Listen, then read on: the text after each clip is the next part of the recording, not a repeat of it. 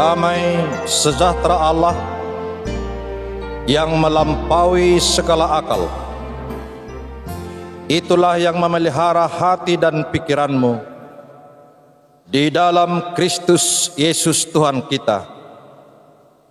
Amin.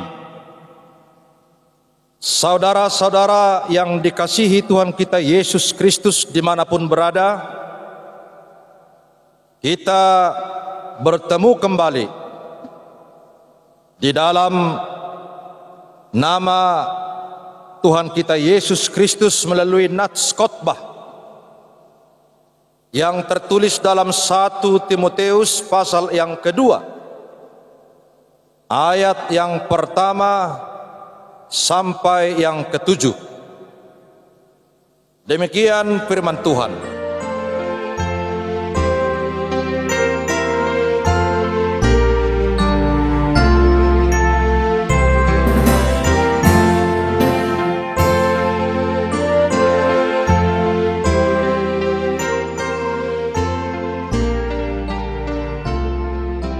Saudara-saudara dimanapun berada,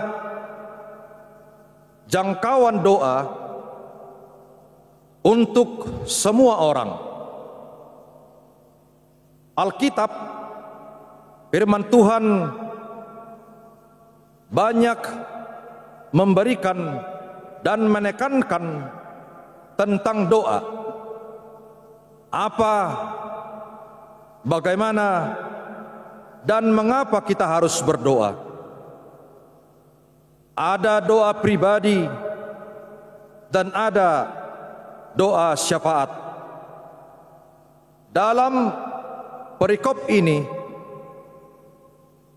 Rasul Paulus mengingatkan Timotius tentang pentingnya doa syafaat yang harus didoakan terus-menerus.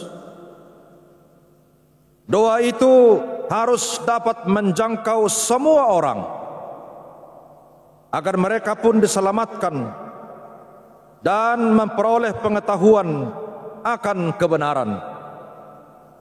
Kebenaran yang adalah Yesus sebagai pengantara antara Allah dan manusia, yang telah juga menjadi penebus bagi semua orang. Ini dalam Kesaksian ayat 4 sampai ayat 6 dalam nats ini. Saudara-saudara, doa syafaat itu,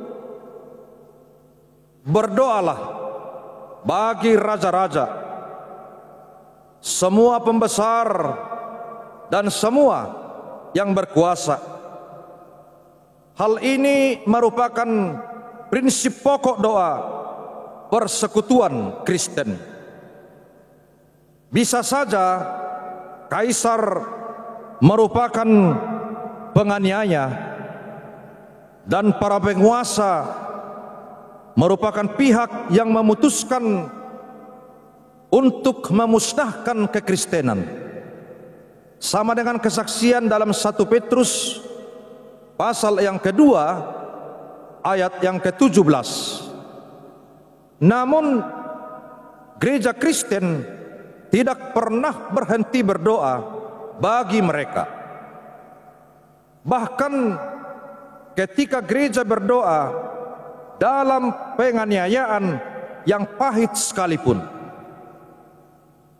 Tertullianus mendesak agar bagi kaisar umat Kristen berdoa untuk umur panjang, keamanan negara, keselamatan istana, anggota perwakilan rakyat yang dapat dipercaya, jujur, dan perdamaian dunia. Maka gereja berdoa untuk hidup tenang dan tentram. Itu adalah doa untuk bebas dari peperangan, bebas dari pemberontakan, dan dari segala sesuatu mengganggu keamanan negara. Itulah doa warga negara baik bagi negaranya.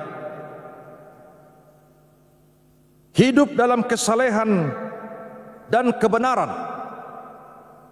Kata kesalehan Eusebia dalam kata asli yang melukiskan sikap hormat baik terhadap Allah maupun terhadap manusia. Sikap itu menurut Eusebius pola kehidupan yang dikehendaki Allah agar kita melakukannya. Hidup dalam kehormatan, semnotes dalam kata asli, yakni hidupnya untuk berbakti, seutuh hidupnya berdoa dalam hadirat Allah.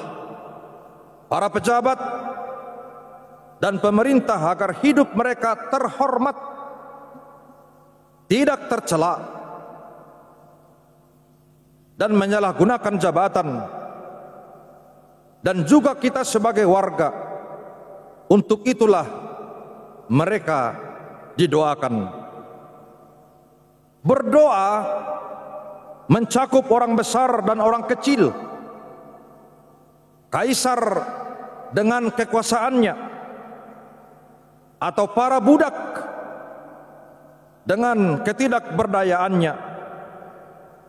Keduanya mencakup dalam sentuhan Injil. Filsuf dengan segala kebijaksanaannya, atau orang awam dengan kebodohannya, keduanya membutuhkan anugerah dan kebenaran yang dapat diberikan oleh Injil. Di dalam Injil tidak ada perbedaan kelas, raja dan orang kebanyakan, orang kaya dan orang miskin, aristokrat dan para petani, tuan dan hamba, semuanya termasuk dalam cakupan yang tak terbatas. Berdoa mencakup orang baik dan orang jahat. Injil tidak membedakan siapapun, dan kehadiran gereja bukan hanya untuk memperbaiki orang benar, melainkan untuk menyambut dan menyelamatkan orang berdosa. Yang perlu didoakan adalah seperti yang digambarkan oleh W.J. Smart, yakni orang-orang yang tinggal di pemukiman kumuh. Tetangga-tetangganya adalah para pelacur, para pencuri yang membanggakan kemampuannya meloloskan diri dari polisi, para pembunuh yang terus mempertinggi rekor reputasinya sebagai pembunuh. Semua orang baik yang sakit, yang lemah pikiran, maupun para penjahat, anak-anak yang idiot, tubuh-tubuh yang membusuk karena penyakit, contoh HIV. Justru orang-orang seperti inilah yang perlu didoakan. Pernahkah kita mendoakannya? Seperti halnya Yesus Kristus telah melakukannya, karena Ia mengasihi semua manusia, baik atau buruk sama saja. Dan inilah kesaksian doa imamat Yesus Kristus dalam Injil Yohanes pasal yang ke-17.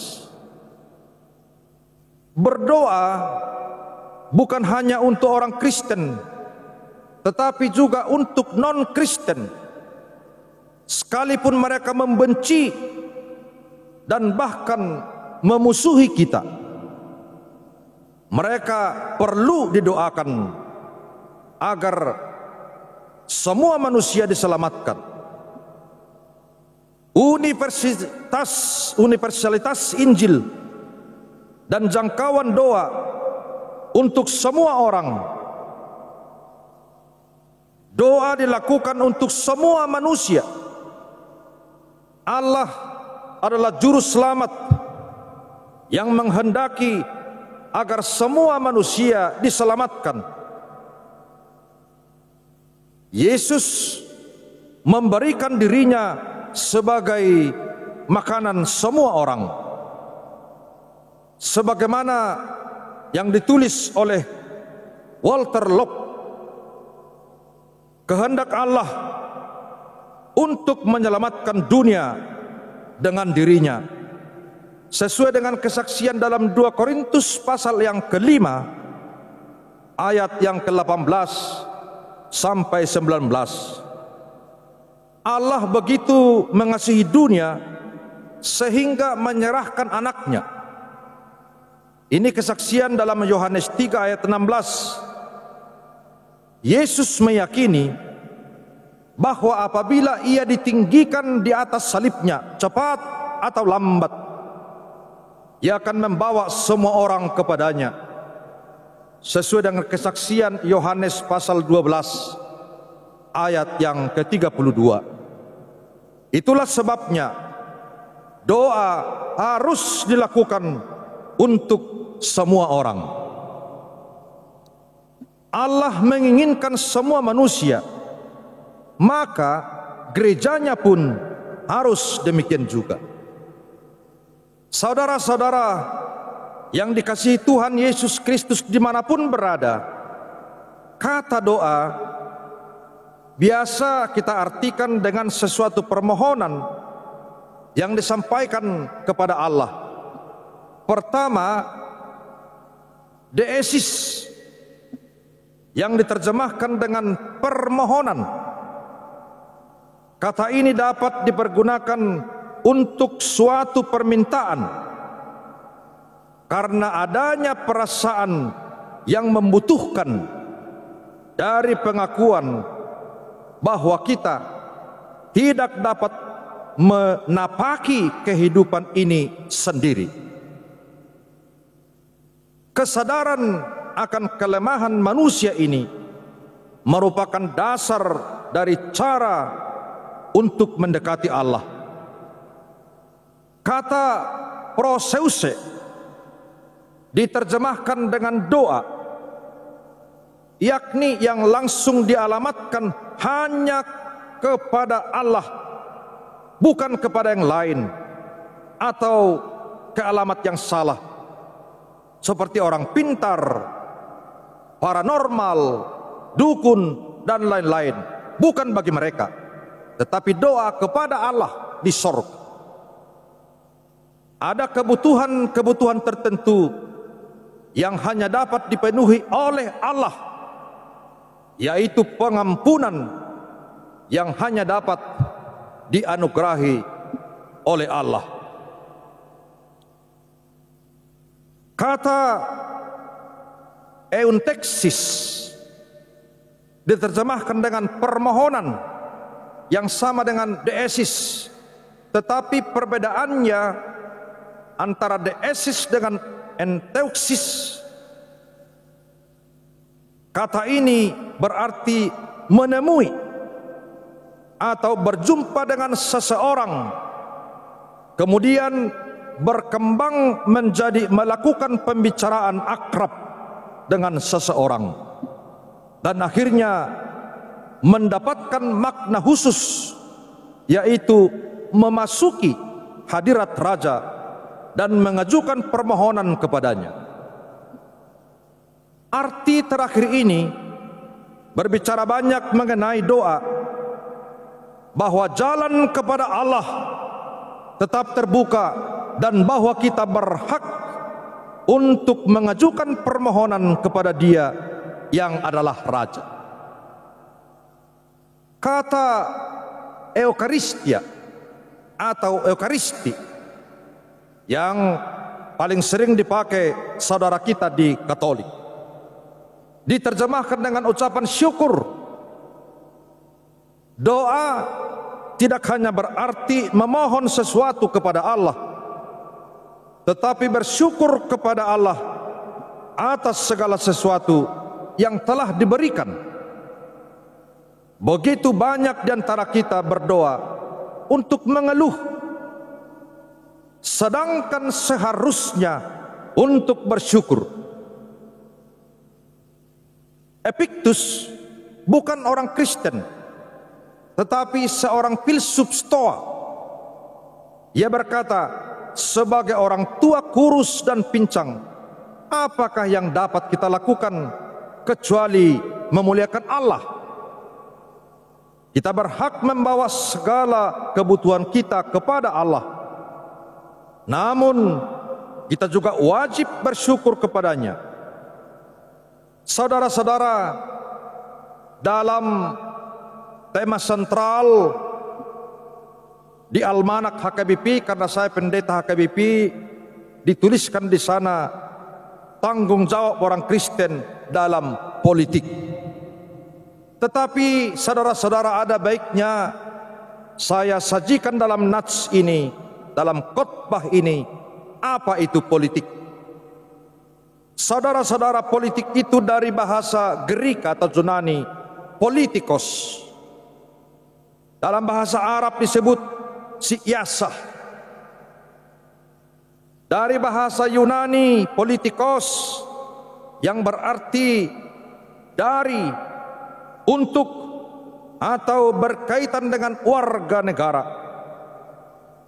adalah proses pembentukan dan pembagian kekuasaan dalam masyarakat yang antara lain berwujud proses pembuatan keputusan, khususnya dalam negara. Pengertian ini merupakan upaya penggabungan antara berbagai definisi yang berbeda mengenai hakikat politik yang dikenal dalam ilmu politik. Saudara-saudara, politik adalah seni dan ilmu untuk meraih kekuasaan secara konstitusional maupun non-konstitusional. Di samping itu pula juga dapat ditilik dari sudut pandang berbeda, yaitu antara lain politik adalah usaha yang ditempuh warga negara untuk mewujudkan kebaikan bersama. Ini sesuai dengan teori klasik daripada Aristoteles. Politik adalah hal yang berkaitan dengan penyelenggaraan pemerintahan dan negara. Politik merupakan kegiatan yang diarahkan untuk mendapatkan dan mempertahankan kekuasaan di masyarakat. Politik adalah segala sesuatu tentang proses perumusan dan pelaksanaan kebijakan publik. Dalam konteks memahami politik, perlu dipahami beberapa kunci, antara lain kekuasaan politik, legitimasi, sistem politik, perilaku politik, partisipasi politik, proses politik, dan juga tidak kalah pentingnya untuk mengetahui seluk-beluk tentang partai politik. Saudara-saudara, hal di atas adalah politik itu adalah seni dan peran masyarakat, terutama umat Kristen, bagaimana mengemas keterlibatan diri mengarah kepada keindahan pemerintahan negara masyarakat, harmonisasi diri dalam keberagaman yang berbeda-beda demi kepentingan negara, demi kemakmuran rakyat sebagai warga negara dan umat Kristen warga negara itu sendiri. Di sini peran penting doa, karena dalam Yeremia pasal yang ke-29 ayat 7 dikatakan di sana, usahakanlah kesejahteraan kota kemana kamu aku buang, dan berdoalah untuk kota itu kepada Tuhan, sebab kesejahteraannya adalah kesejahteraanmu. Dalam ayat 11 dalam Yeremia pasal 29 dikatakan, sebab aku ini mengetahui rancangan-rancangan apa yang ada padaku mengenai kamu. Demikianlah firman Tuhan, yaitu rancangan damai sejahtera dan bukan rancangan kecelakaan, untuk memberikan kepadamu hari depan yang penuh harapan. Saudara-saudara, maka hakikat dan nafas doa ini harus berdasarkan Alkitab. Sebagaimana dalam firman Tuhan bahwa Allah menciptakan matahari, bulan, bintang, dan hujan adalah untuk semua orang, baik orang yang baik maupun orang yang tidak baik. Demikian juga dalam Yohanes 3:16, karena begitu besar kasih Allah akan dunia ini, bukan dalam satu suku, bukan dalam satu bangsa, tetapi dalam dunia ini. Demikian juga pada waktu Yesus Kristus tergantung di atas kayu salib, ya Bapa, ampunilah mereka, karena mereka tidak tahu apa yang mereka lakukan. Dasar-dasar ini walaupun masih banyak lagi, tapi yang tiga ini sudah sangat cukup untuk mengajarkan dan memotivasi kepada kita. Wajar kita berdoa kepada raja-raja, kepada pemerintah-pemerintah, kepada agama-agama dan yang berbeda dengan kita. Karena kesejahteraan daripada bangsa itu, kesejahteraan kita juga. Karena Yesus Kristus Tuhan dan Juru Selamat kita mau menyelamatkan dunia ini. Saudara-saudara, demikian juga Daniel dalam epistel. Raja Darius bukanlah dari keturunan daripada Abraham, Ishak dan Yakub, tetapi dia sungguh meyakini Allah Daniel itu sendiri. Kenapa? Karena Daniel menunjukkan bagaimana sikap, bagaimana perilaku sebagai yang percaya kepada Allah Yahweh, kepada Tuhan kita. Walaupun dia difitnah, walaupun ada berita hoax seperti kalimat sekarang, tetapi Darius sebagai raja yang sempat terpengaruh dengan orang-orang yang sirik dan benci kepada Daniel, memasukkan ke lubang singa.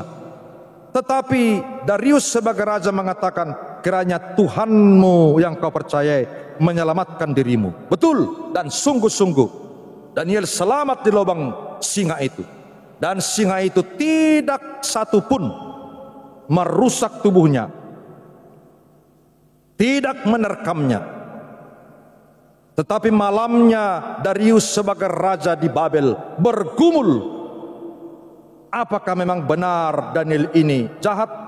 Ternyata kuasa Roh Kudus menyatakan tidak. Akhirnya dia dilepaskan dan ditarik, dan seluruh pemfitnah yang menjerumuskannya dimasukkan. Bahkan dalam kesaksian Daniel itu berserta istri dan anak-anaknya masih jauh sudah diterkam oleh singa itu. Saudara-saudara, itulah daripada kekuasaan dan kekuatan doa. Maka Rasul Yakobus juga menyatakan bahwa doa orang benar sangat besar kuasanya apabila dilakukan dengan baik. Maka lakukan dengan baik doamu. Dengan doamu engkau sungguh-sungguh percaya, sungguh-sungguh yakin bahwa Tuhan pasti merencanakan yang terbaik dalam kehidupanmu, dan biarkan kehendak Allah yang jadi dalam doamu. Sama seperti Yesus Kristus di Taman Getsemane, Yesus juga bermohon supaya cawan itu berlalu, tetapi janganlah kehendakku, jadilah kehendakmu. Maka apapun yang kau doakan, kau minta, tetap jadi kehendak Bapa di sorga. Dan atas keterbatasan kita, maka tetaplah berdoa supaya Tuhan melalui kuasa Roh Kudus-Nya menolong dan membantu kita. Biarkan Tuhan beserta kita, supaya kita mampu melewati gelombang-gelombang kehidupan ini, dan kita menang serta menjadi pemenang. Terakhir, saudara-saudara, bagi orang-orang berdoa berarti dibungkus dengan keyakinan, kepercayaan dengan kuasa Tuhan. Apabila kita naik tangga, berarti kita semakin naik melihat dunia ini. Naik lagi ke tangga kedua, naik tangga ketiga sampai ke puncak yang lebih tinggi. Tentu kita pasti jauh lebih melihat. Maka setelah jauh kita melihat, kita tidak lagi sesempit pada waktu di bawah melihat dunia ini. Kita tidak lagi sesempit melihat persoalan ini, karena kita sudah jauh di atas melihatnya. Maka kita pun tahu apa persoalan-persoalan setelah kita luas melihat, jauh melihat. Maka setiap permasalahan dalam kehidupanmu, maka naiklah ke tangga. Ada lagi, naik lagi satu tangga, naik terus sampai ke puncaknya, supaya kau melihat bahwa persoalan ini masih luas. Karena Yesus Kristus sudah menjadi pemenang dan akan memenangkanmu. Itulah menjadi motivasi dan dorongan orang-orang yang sungguh-sungguh meninggalkan persoalannya dan naik satu tangga, adalah orang-orang yang ada kemauan. Di situ pasti ada jalan. Setelah itu ada pengharapan dalam kehidupannya, yaitu doa, iman, dan percaya kepada Yesus. Dengan demikian hidupmu akan diselamatkan dari proses permasalahan yang kau hadapi, dan Tuhan akan menjadi pemenang dalam hidupmu, dan engkau akan dimenangkan. Tuhan memberkati kehidupan saudara-saudara dimanapun berada pada saat ini. Kita berdoa. Terima kasih Tuhan atas firman-Mu. Engkau telah mengingatkan kami supaya kami berdoa buat bangsa dan negara ini, buat yang berbeda dengan kami. Walaupun berita Injil, kabar baik, tidak begitu dapat berjalan sesuai dengan kehendak kami, kami tetap optimis bahwa firman Tuhan sama seperti hujan akan membasahi dunia ini. Cepat atau lambat, kebenaran firman Tuhan akan menang dimanapun dan kapanpun. Dan kiranya orang-orang yang belum bertobat menyadari dirinya dari kesalahannya, supaya mereka sungguh-sungguh mau diterangi oleh firman-Mu, dituntun oleh kuasa-Mu, yaitu Roh Kudus-Mu. Terima kasih Tuhan, firman-Mu berkati para hamba-Mu dimanapun melayani. Berkati para umat-Mu. Berkati saudara-saudara kami yang berprofesi sebagai petani, sebagai pedagang, sebagai aparat sipil negara, sebagai TNI Polri, sebagai yang bekerja di kesehatan, dan profesi-profesi lain di badan usaha milik negara, badan usaha milik daerah. Berkati seluruh keluarga, anak-anak, supaya kami tetap berdoa dalam diri keluarga kami dan bangsa kami, serta yang membenci kami. Terima kasih Tuhan atas firman-Mu. Terpuji nama-Mu dalam Kristus Yesus Tuhan kami. Amin.